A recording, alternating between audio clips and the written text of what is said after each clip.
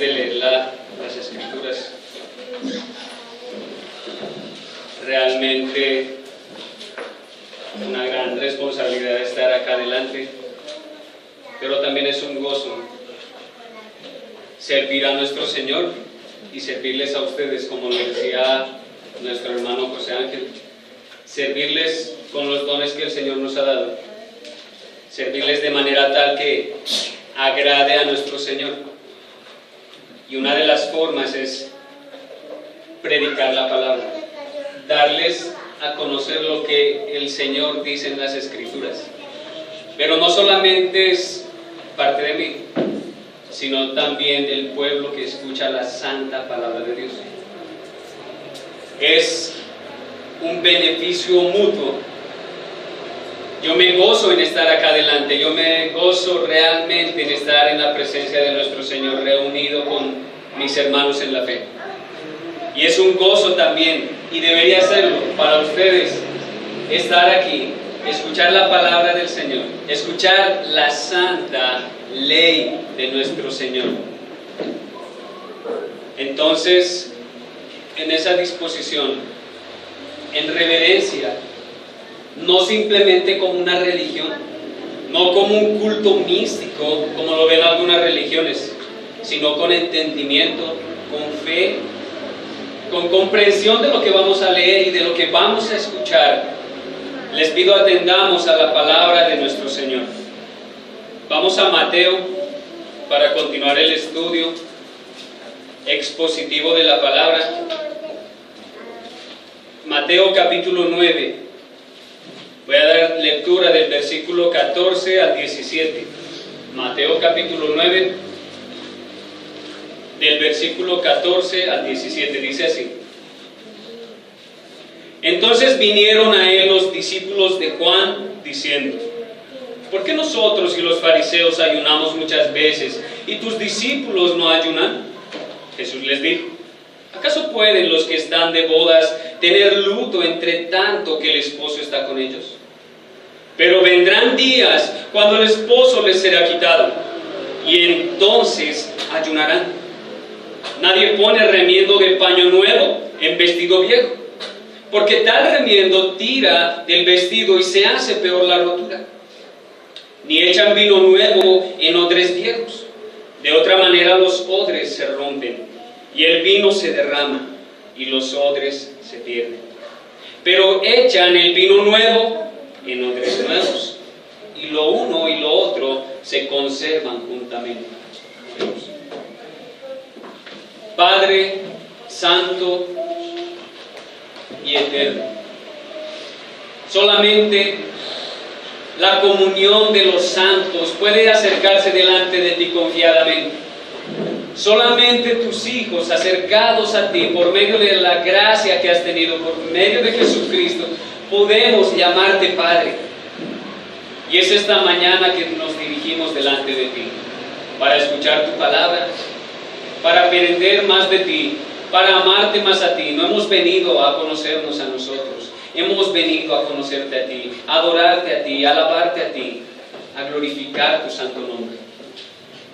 Esta mañana queremos ver la gloria y majestad de Cristo.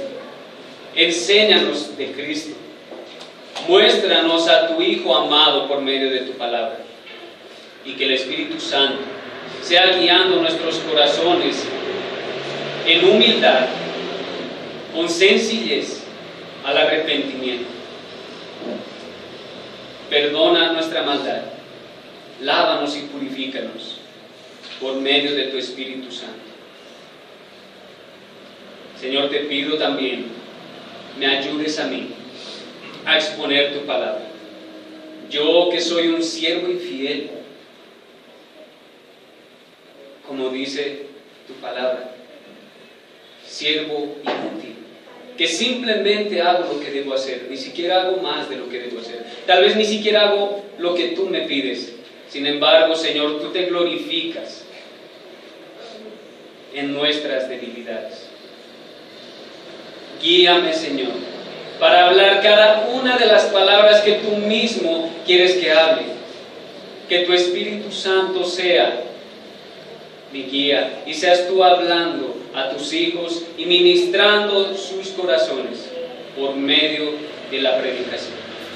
En el nombre de Jesucristo te pido esto. Amén.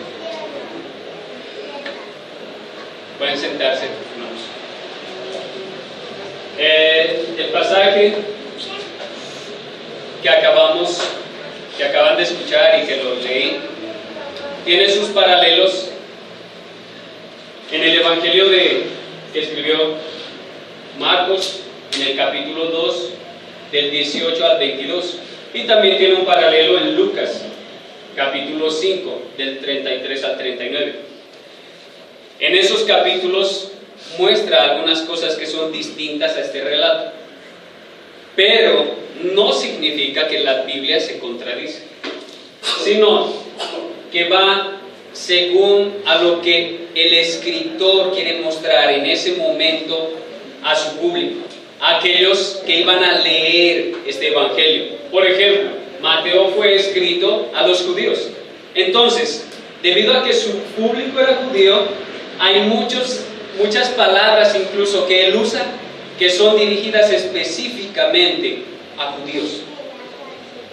En Marcos de la misma manera, en Lucas también, y en Juan, que es el otro evangelio. Sin embargo, Mateo, Marcos y Lucas son evangelios sinópticos, y eso ya lo habíamos visto con anterioridad. Es decir, que cada uno de esos nos muestra desde distintos enfoques qué es lo que Cristo hizo, qué es lo que es el evangelio. En esta ocasión, el tema puntual y claro, según nos muestra esta sección, es el ayuno. Y yo me preguntaba, ¿cómo así hablar del ayuno? Si estábamos viendo la manifestación del poderío de Cristo en los milagros. Habíamos visto cómo sanó a la suegra de Pedro, vimos cómo sanó a un paralítico, vimos cómo echó demonios de una persona. Y entonces de repente aparece este pasaje, la pregunta sobre el ayuno, la cual la hacen los discípulos de Juan.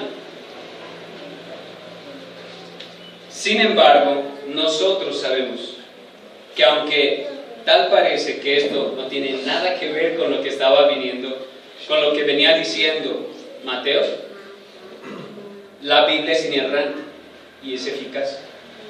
Y Mateo, guiado por el Espíritu Santo, nos quiere decir algo acerca de lo que dijo anteriormente.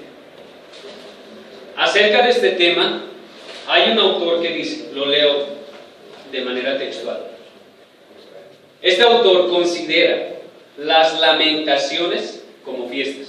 Ve el ayuno como el contexto de esas fiestas de lamentación. El contexto litúrgico del género de la lamentación, escuchen bien, el contexto litúrgico del género de la lamentación era el ayuno.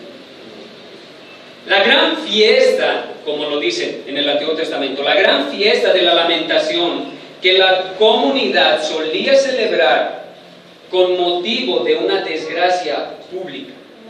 Según el autor, cualquier calamidad pública constituía una buena ocasión para la celebración de estas fiestas de lamentación.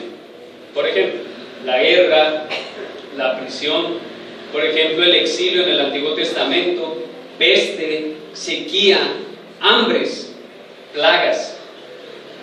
Y se puede tratar de calamidades que sean en el presente o futuras.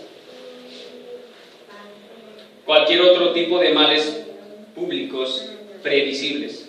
Es decir, cualquier calamidad que le haya sido anunciada al pueblo. Ese era motivo simple en el Antiguo Testamento para que ellos ayunen, pues eso los llevaba a lamentarse. Entonces, este concepto de fiesta en el contexto del ayuno está referido a que todos, escuchen bien, todos, ricos, pobres, niños, adultos, mujeres y hombres, se reunían para clamar por el perdón, por el socorro, por el favor de Jehová. Ese era el contexto. No era simplemente reunirse y pasar hambre. Tenía un propósito específico. Entonces, la pregunta este día es: ¿cómo realizar un ayuno auténtico? Un concepto de ayuno, según el mismo autor, sería este. En el Antiguo Testamento, como en el Nuevo Testamento, es la abstinencia de comida, bebida y humillación del alma, lo cual se junta en una sola práctica con el propósito de disponerse por entero para entrar en la presencia de Jehová. Ese es el concepto. Se lo repito. Tanto en Antiguo como Nuevo Testamento es la abstinencia de comida, de bebida y humillación del alma, lo cual se junta en una sola práctica con el propósito de disponerse por entero para entrar en la presencia de Jehová. En este sentido, he titulado al sermón de hoy el ayuno auténtico. Vamos a ver 3 puntos. En el versículo 14 veremos el primer punto, que es la pregunta del ayuno auténtico. En el versículo 15 veremos el punto número 2, que es la respuesta del ayuno auténtico. Y en el versículo 16 y 17 veremos el tercer punto, que es la ilustración del ayuno auténtico. Se lo repito. El primer punto es la pregunta del ayuno auténtico. El segundo es la respuesta del ayuno auténtico y el tercero es la ilustración del ayuno auténtico. Vamos a ver el primer punto. Dice así, versículo 14. Empieza con una palabra que en la interpretación es un tanto difícil. Dice entonces. En realidad, esta palabra, como les dije, es difícil de interpretar. ¿Por qué? Existen 2 posturas. La primera está en base al contexto anterior. Dicen algunos que debemos recordar que anteriormente, en la prédica anterior, como vimos el llamamiento de Mateo, Jesús se encontraba en la casa del publicano. Mateo, a quien llamó para que éste esté al servicio de Cristo. Y entonces, ¿qué es lo que vemos? Jesús está aún en la casa. Y si expresamos esta palabra según el contexto anterior, aún estarían en la casa. En este lugar es donde vienen los discípulos de Juan y le preguntan acerca del ayuno.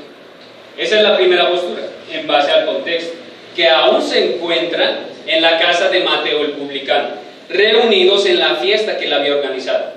La segunda postura es que, y va referida a la gramática griega. Claramente en el español, para nosotros, esta palabra entonces es una conjunción. ¿Qué es lo que significa? Que está uniendo el pensamiento anterior con lo que nos va a decir ahora. Es como si estuviese diciendo, terminó el versículo 13 que vimos la semana pasada, porque no he venido a llamar a justos sino a pecadores, y termina. Entonces, lo podríamos decir, y vinieron. Sin embargo, hay una pequeña diferencia que para nosotros se hace grande en la interpretación. En el griego esta palabra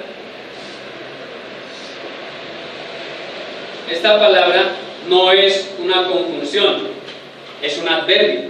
¿Y qué significa esto? Este adverbio modifica el verbo, entonces no está haciendo o no tiene el rol de conectar lo que nos decía antes con lo que va a decir ahora. Si es un adverbio, nos está mostrando que está modificando al verbo que le sigue, y el verbo que le sigue en nuestras Biblias es vinieron.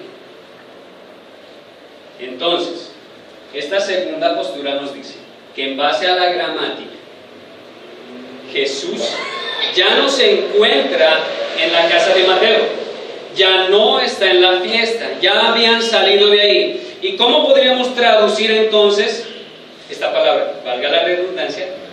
Entonces, ¿cómo se traduciría en realidad? Podríamos traducirla como en otro tiempo. En otro tiempo vinieron a él los discípulos de Juan. Esa sería la correcta interpretación en base a la gramática. Esta postura nos muestra que ya no se encuentra en la casa de Mateo.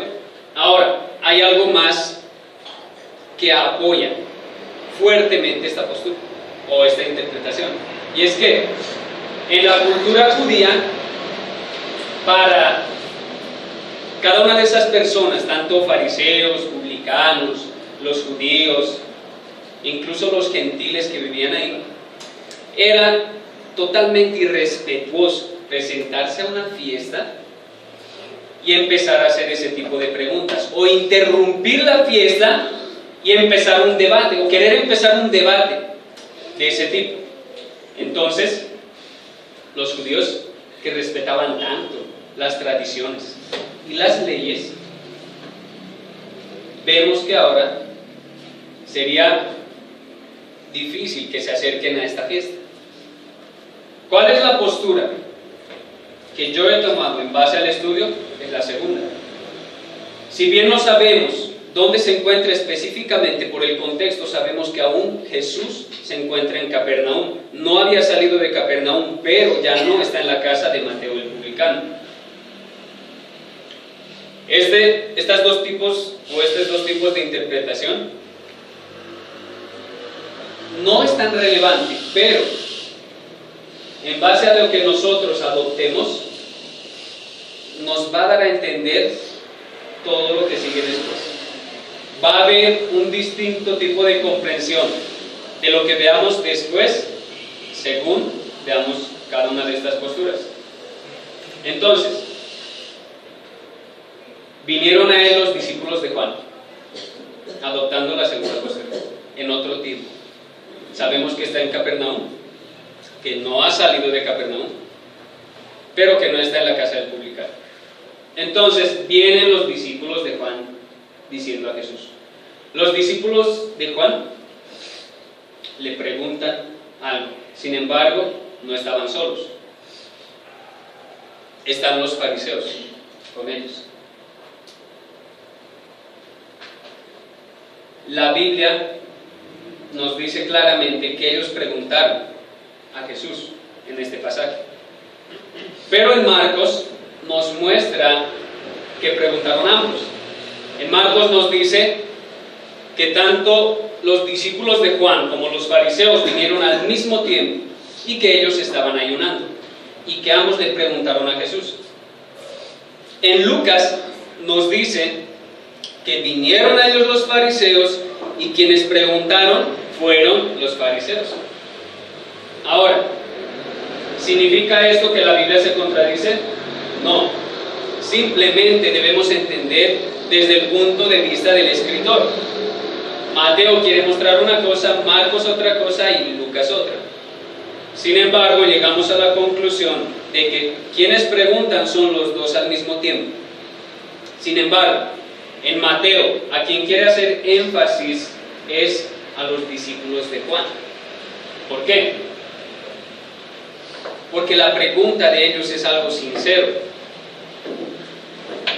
¿Qué es lo que preguntan? Se acercan a Jesús y le dicen: ¿por qué nosotros? Escuchen bien, los discípulos de Juan vienen y le dicen: Jesús, ¿por qué nosotros y los fariseos ayunamos muchas veces? Es decir, ayunamos tantas veces. ¿Por qué? ¿Por qué nosotros tenemos que hacerlo y tus discípulos no ayunan? La inquietud aparente de los discípulos de Juan es que los discípulos de Jesús no estaban ayunando y ellos sí, y también los fariseos. Los discípulos de Juan aparentemente eran un grupo selecto que no había aún seguido a Jesús.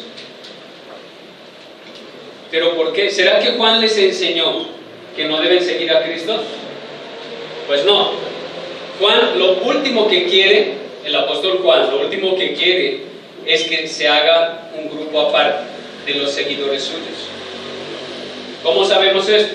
En el Evangelio de Juan, capítulo 1, del 29 al 34, dice: el siguiente día vio Juan a Jesús que venía a él, y dijo: he aquí el Cordero de Dios que quita el pecado del mundo. Este es aquel de quien yo dije: después de mí viene un varón, el cual es antes de mí, porque era primero que yo. Y yo no le conocía, dice Juan, mas para que fuese manifestado a Israel, por esto vine yo bautizando con agua. Y eso es lo que se profetiza en el Antiguo Testamento, que alguien iba a venir para preparar el camino al ungido, a Cristo. Y eso es lo que está diciendo él: yo he sido llamado para eso, para preparar el camino al verdadero Rey que iba a inaugurar este reino, de quien hemos estado hablando a lo largo de estos días. Jesús, como el maestro de maestros, está explicando esto ahora a sus discípulos.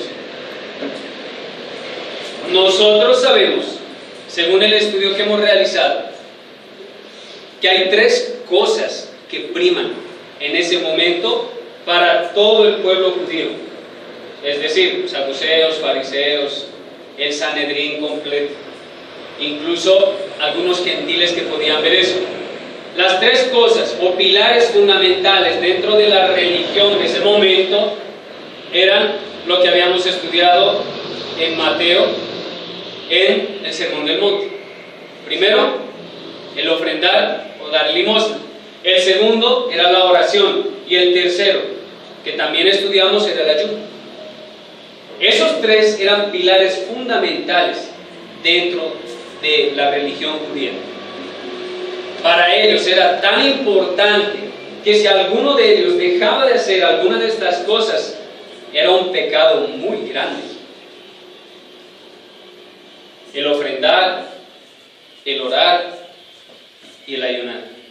Incluso Jesús les dice a sus discípulos cuando les enseña: ustedes deben ofrendar de esta forma, no ofrenden como los fariseos, no lo hagan de esa manera, háganlo así. Les enseña cómo no deben ofrendar y cómo sí deben ofrendar.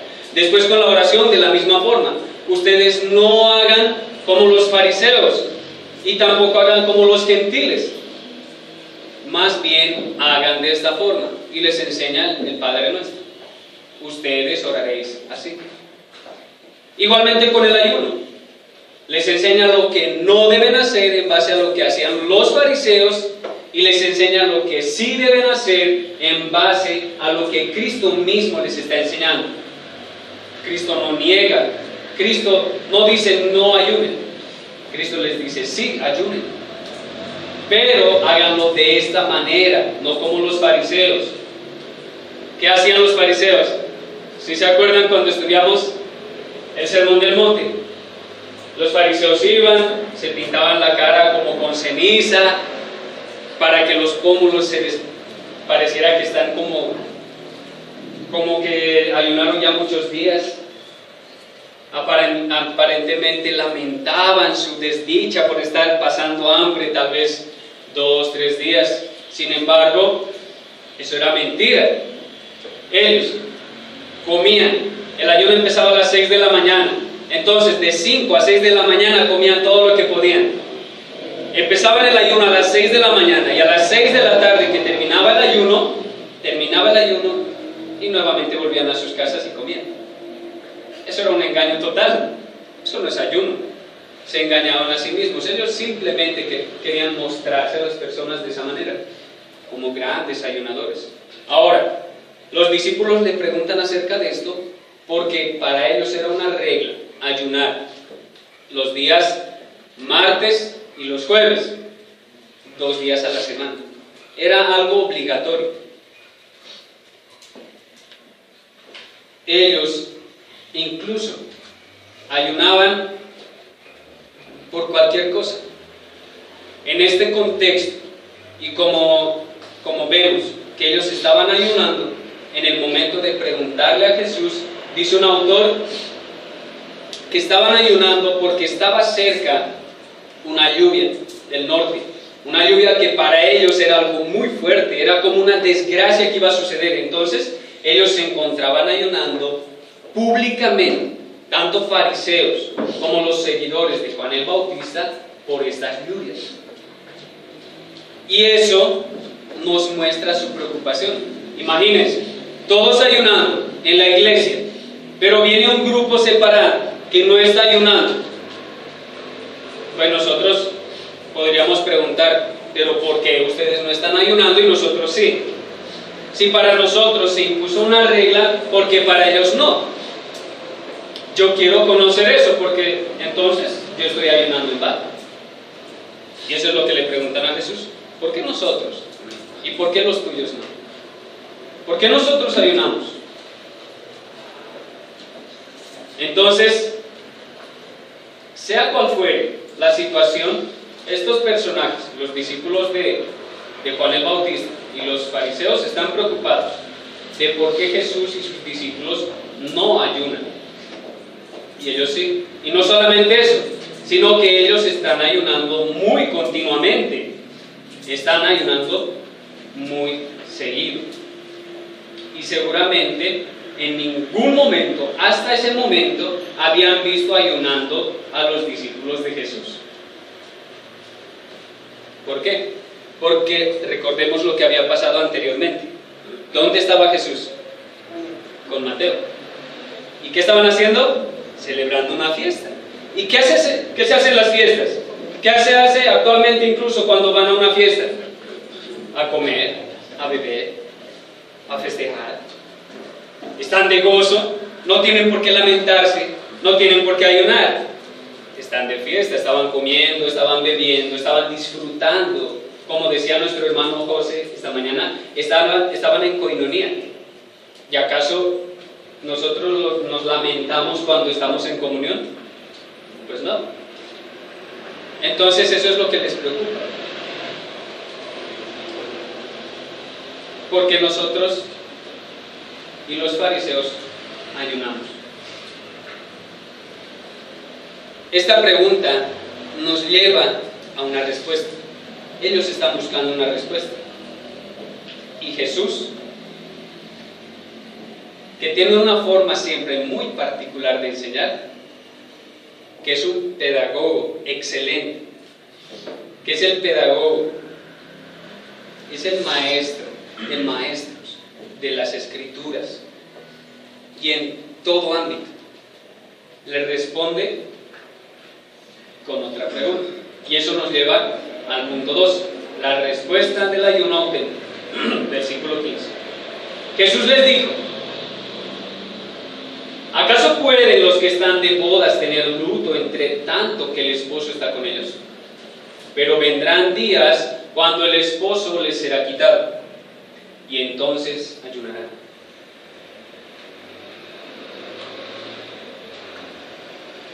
Inmediatamente los discípulos le preguntan, Jesús le responde.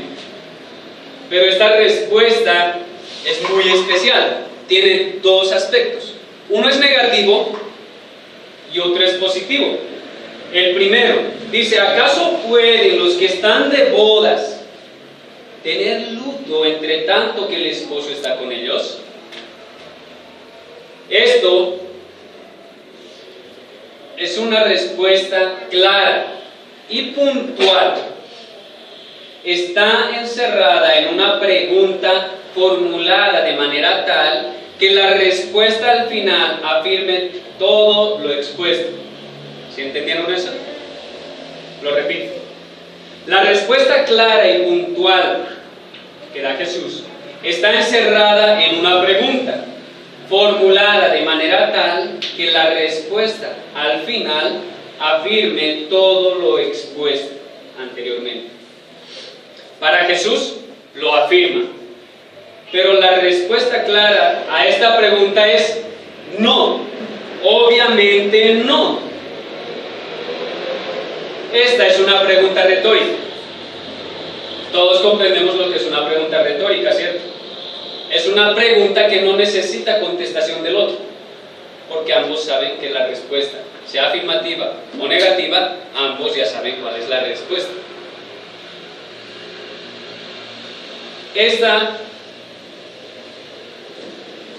Esta pregunta para nosotros tal vez no tenga un significado aparente. ¿Por qué? Porque el contexto es judío. Se está dirigiendo Jesús a judíos. Y tal vez para nosotros esta respuesta no refleje mucho. Sin embargo, para ellos sí.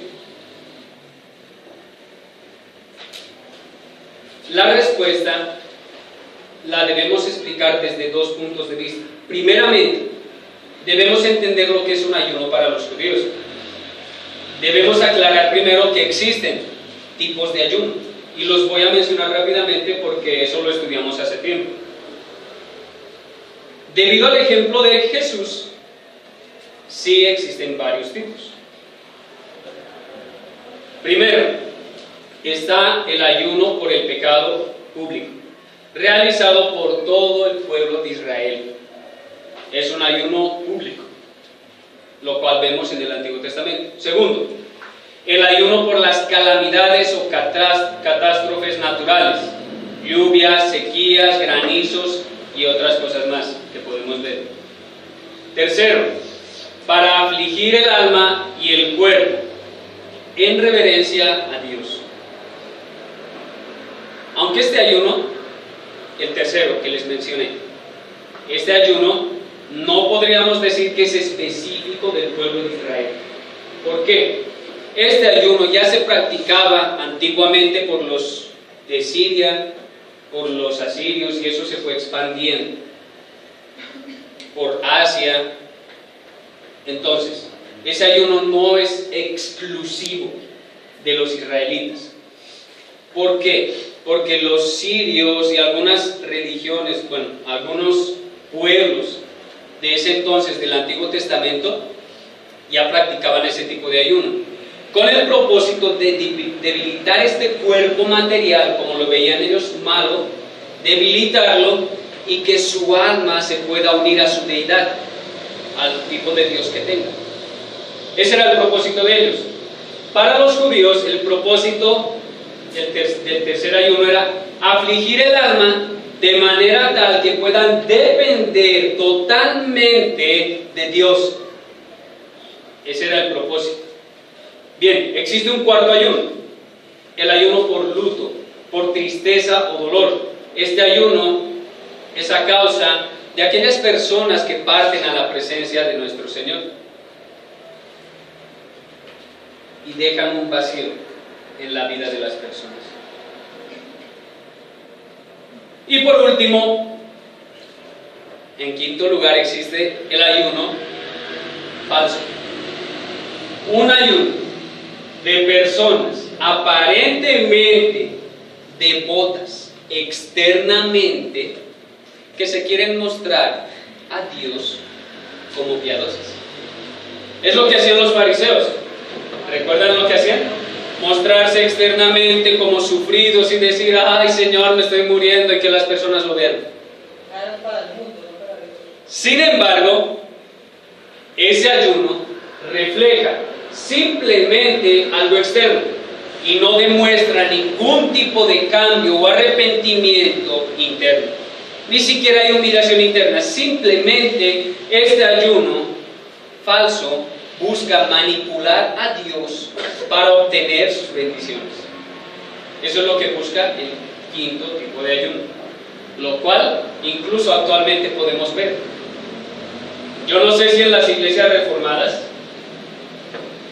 o en qué tipo de iglesias, pero la disposición muchas veces para el ayuno es ese: intentar buscar el favor de Dios, simplemente buscar sus bendiciones sin siquiera ir humillados delante de Él, o buscar un cambio interno.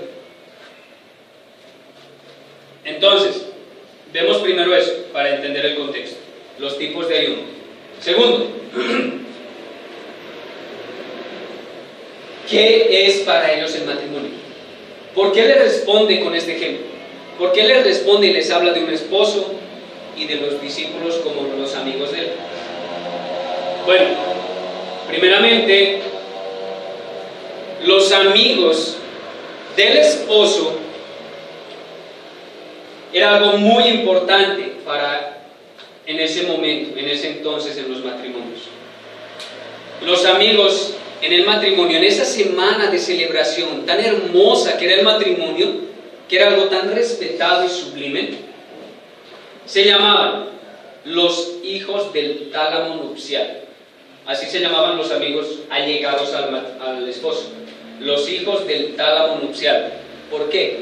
Porque durante la semana de celebración después del matrimonio no era como en nuestro contexto.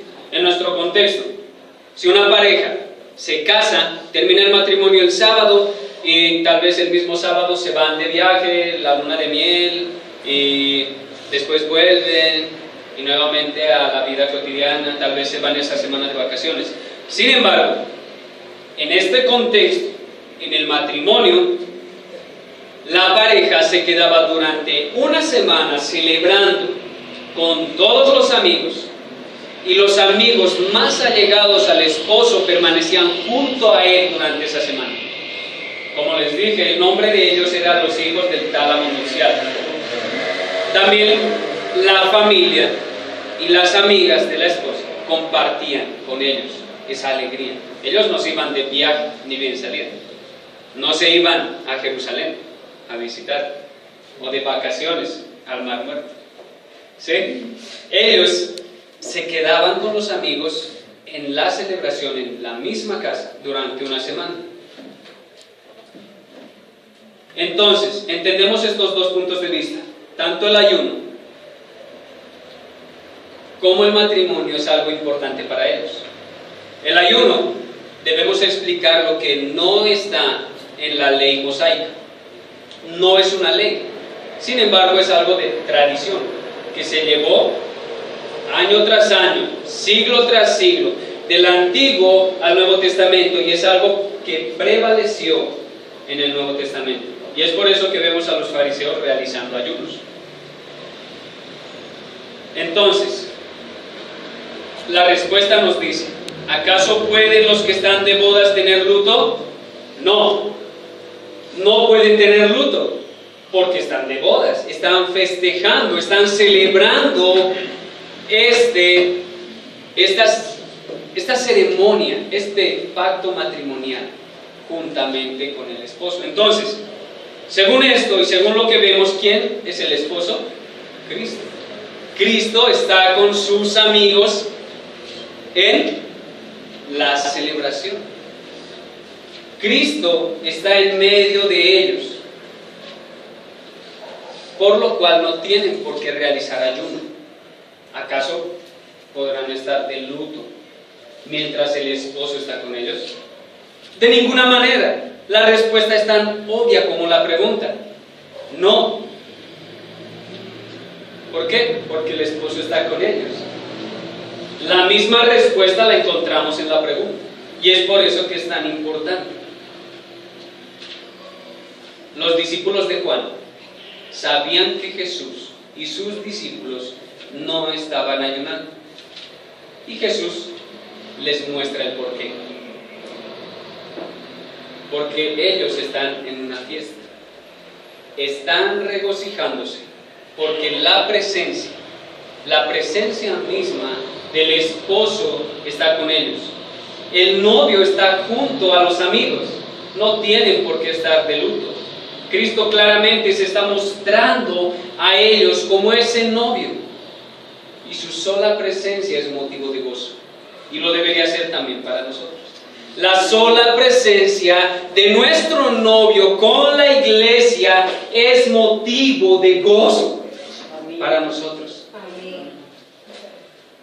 Entender que la presencia de Cristo está aquí, y que nosotros como su esposa estamos gozando de su presencia, debería ser motivo de gozo y no de aflicción. Por eso es que si bien los domingos venimos aquí a pedir perdón a nuestro Señor, y sí, debemos hacerlo, pero también es para que como un solo cuerpo, unidos como la esposa de Cristo, vengamos y nos gocemos en su presencia, y lo alabemos y glorifiquemos su santo nombre, porque estamos en la presencia de nuestro novio. Ahora, la segunda parte de esta respuesta ya no es en forma de pregunta, es una afirmación. ¿Qué les dice? Pero vendrán días cuando el esposo les será quitado, y entonces ayunarán. ¿Qué significa esto? Obviamente estas palabras son escatológicas. No se está hablando de un futuro, no nos está hablando de ese mismo momento. No nos está hablando de que si están en una casa tal vez salgan y arrebaten a Jesús en ese momento. No nos está hablando de eso. Nos está hablando de un futuro que no está lejano, está cercano. Tal vez no pase mucho tiempo. El esposo les será quitado. Y en ese entonces es cuando los discípulos de Jesús ayunarán. Esta segunda fase de la respuesta del Rey majestuoso, que está mostrando su gloria desde el capítulo 8, y como vimos en el capítulo 9, nos muestra que Jesús será quitado de en medio de ellos.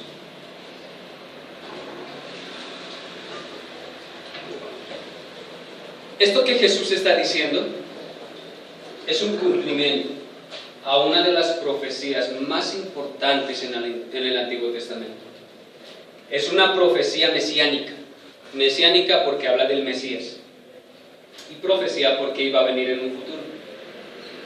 Cristo les está mostrando a sus discípulos que, como dice en Isaías 53, Él iba a sufrir. Él es el siervo sufriente del Padre. Como dice en Isaías, Él iba a cargar con las enfermedades, con los pecados, con los dolores de cada una de las personas que su Padre le escogió. Él es quien iba a morir. Eso es lo que les quiere anticipar con estas palabras. Vendrán días. Sus discípulos tal vez ni siquiera habían comprendido esto. Tal vez ni siquiera imaginaban. Pero a lo largo de los evangelios, si lo vieron, Jesús siempre anticipa su muerte a sus discípulos. Y esta es una forma de hacerlo. Vendrán días cuando el esposo les será quitado. ¿A quién va a ser quitado el esposo? ¿Quiénes gozan de la presencia del esposo? Sus discípulos. Aquellos que han creído en Cristo gozan, se alegran, sienten la plenitud del gozo junto a su esposo. A ellos les será quitado en esos días que vendrán. Y entonces, solo entonces, ellos deberán ayunar. ¿Por qué? ¿Por qué ayunarán? Porque este siervo sufriente, que sería molido por nuestros pecados, que llevaría toda nuestra culpa a la cruz, cargando sobre sí aquello que nosotros debíamos haber padecido, aquello que los discípulos deberían haber sufrido, lo va a sufrir Él. Y ese es uno de los ayunos, ¿recuerdan? Por sufrimiento, por dolor, por luto. Jesús, al ser muerto, llevaría a sus discípulos a estar de luto. En el momento que Jesús expiró en la cruz del Calvario, sus discípulos ya estaban de luto.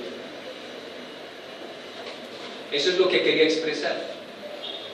Y entonces, solo entonces, debían ayunar.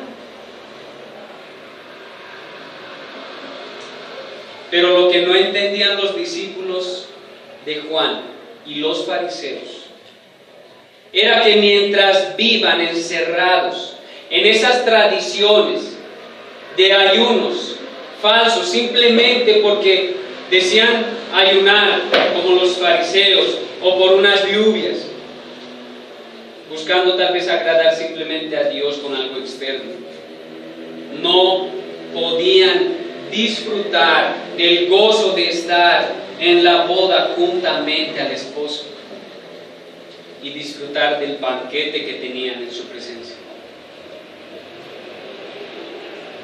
Ellos aún no habían entendido esto. Ellos no podían gozarse porque no habían entendido que el esposo, el novio, estaba con ellos.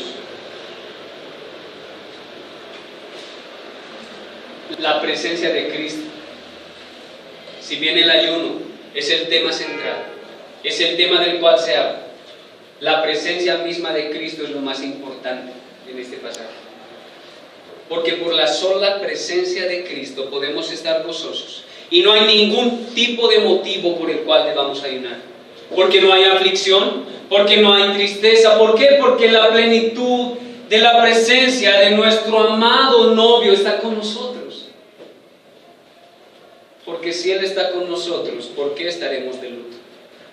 Porque si Cristo es con nosotros, ¿para qué? ¿Para qué lamentarnos? ¿Para qué afligirnos? Pero sin embargo, hermanos, les digo que si están en pecado y no se han arrepentido, están contristando al Espíritu Santo. Que si se han alejado, y como lo dice en Apocalipsis a una de las iglesias, si se ha enfriado el primer amor, si están enfriando su primer amor hacia Dios, hacia su Hijo amado Jesucristo, lamentense, porque la presencia plena de Cristo no está con ustedes.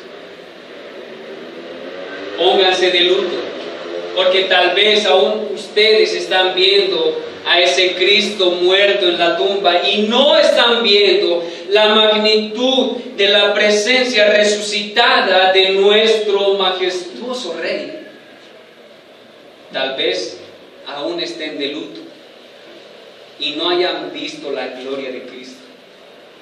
Entonces sí, deben ayunar y deben humillarse y deben acercarse a Dios y pedirle que realmente puedan sentir ese gozo en sus vidas.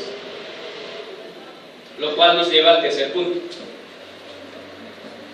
Como les decía Cristo, Jesús es un excelente maestro. Y si no lo han entendido aún, bueno, Él no los va a ilustrar. Tercer punto, la ilustración del ayuno, versículos 16 y 17. Leo primero el 16. Nadie pone remiendo de paño nuevo en vestido viejo, porque tal remiendo tira del vestido y se hace peor la rotura. En base a lo que los judíos entienden, este es un ejemplo claro que demuestra la ignorancia en la que están viviendo ellos. ¿Por qué? En ese entonces, la tela era muy especial con la cual se hacían los vestidos. Nos quiere mostrar que si tú tienes una ropa acá, nueva, flamante, acabada de comprar, la sacaron recién de una boutique, no sé cómo le dicen acá, de un éxito, y acá tienen algo viejo que ya lo han usado por ahí 2 años y tiene una rotura. Entonces, ustedes no van a coger esta de acá, le van a sacar un pedazo y ponerle a este otro. Primero, estarían arruinando algo nuevo. Y segundo, según el texto, estarían poniendo un remiendo nuevo a algo viejo. ¿Y cuándo se lava normalmente la ropa nueva? Para los judíos, cuando se lavaba la ropa nueva, esta tendía a encogerse, porque la tela era muy especial. Entonces, al encogerse esta tela, rasgaba mucho más el vestido viejo. Entonces, sería algo ignorante, o necio más bien, por parte de esas personas hacer algo así. Incluso para nosotros, ¿quién va a dañar un vestido nuevo para arreglar algo viejo? Es algo absurdo, ¿cierto? Y eso es así como lo explica. Hermanos, es algo absurdo sostenerse de tradiciones humanas y no querer entender la santa palabra de Dios que nos expresa lo nuevo. Es algo absurdo dañar algo nuevo con algo viejo.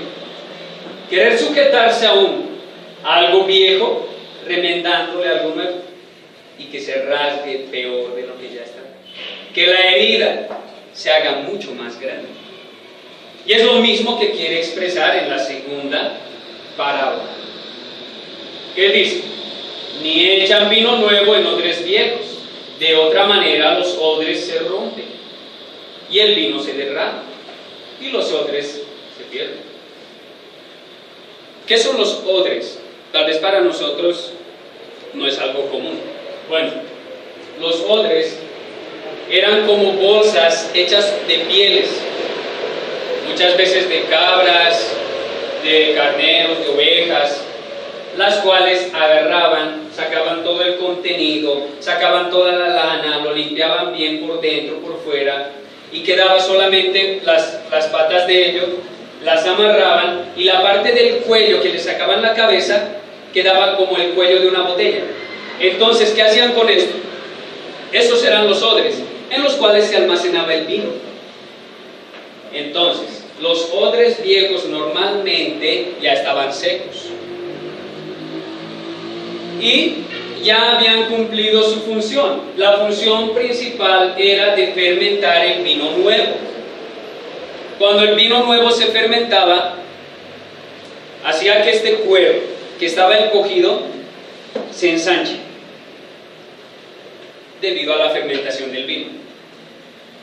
Entonces, ¿qué pasa? Si tú pones vino nuevo que quieres fermentar en odres viejos que ya están secos, que ya cumplieron su función, le echas el vino y lo tapas, debido a que ya está seco, no se va a poder estirar.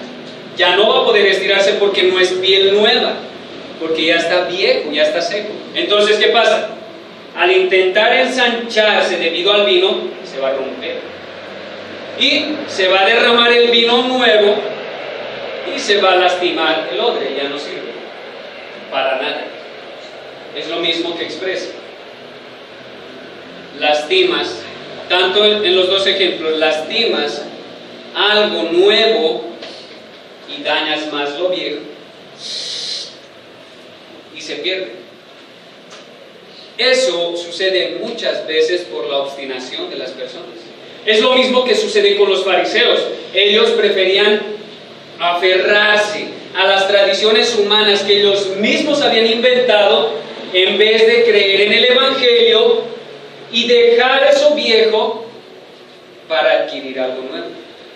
En vez de poner todo lo que Jesús enseña en odres nuevos y que se pueda fermentar el vino de manera tal que sea algo agradable, algo sabroso al paladar, ellos preferían poner todo en odres viejos y que todo se deseche y que el vino no sirva más. Eso es lo que hacían los fariseos con sus tradiciones. Eso es lo que ellos hacían cuando iban y buscaban prosélitos por todos los alrededores. Hacían que esas personas incluso sean más merecedores del infierno de lo que eran antes, enseñándoles tradiciones humanas. Eso es lo que quiere explicar Jesús. Dejen ya esas tradiciones, ya no necesitan más de eso. Las tradiciones humanas de nada les sirve para acercarse a Dios. Las buenas nuevas del Evangelio no tienen por qué meterse en odres viejos, no tienen por qué estar costurando eso nuevo en algo viejo. Lo va a rasgar, lo va a romper y seguramente se va a perder, porque no han entendido el Evangelio. Y eso solamente proviene de Dios. Hermanos, en la época de los fariseos, en la época de los judíos, como vimos, estos tres pilares eran algo importante: la limosna, la oración y el ayuno. El tercero, el ayuno, nos muestra no algo primordial. Sí debemos ayunar, Jesús no lo niega. Les dice, sí, van a ayunar. El día que yo muera, mis discípulos ayunarán porque van a sentir dolor, van a estar de luto, van a sentir aflicción por sus vidas. Pero solo ese día ayunarán. Mientras tanto, no. Porque estamos gozosos en la presencia de Cristo. Hermanos, si no dejan eso viejo atrás y aceptan lo nuevo, nunca, escuchen bien, nunca jamás podrán comprender el verdadero evangelio de Cristo. Si no dejan de una vez ese vestido viejo y esos odres viejos en el pasado, jamás podrán disfrutar de la presencia plena de Cristo en sus vidas. Si no dejamos esas tradiciones farisaicas, hipócritas, externas, simplemente intentando manipular la voluntad de Dios, jamás llegaremos a comprender esa plenitud de gozos que solamente junto al novio perfecto podemos sentir.